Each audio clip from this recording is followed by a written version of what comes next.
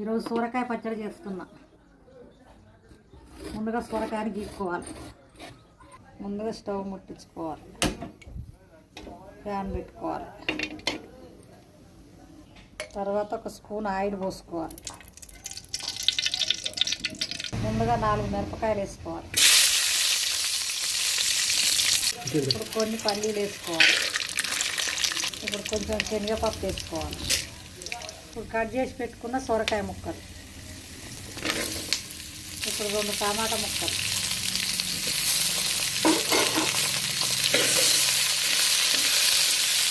ఇప్పుడు 1/2 స్పూన్ పసుపు, ఒక 1/2 స్పూన్ జీలకర్ర, తగినంత ఉప్పు.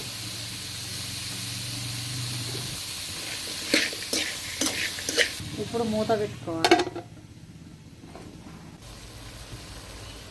ఇప్పుడు కొత్తిమీర,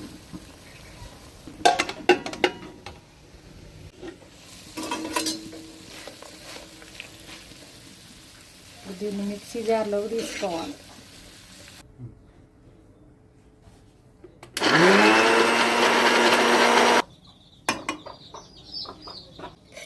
రెండు స్పూన్లు నూనె,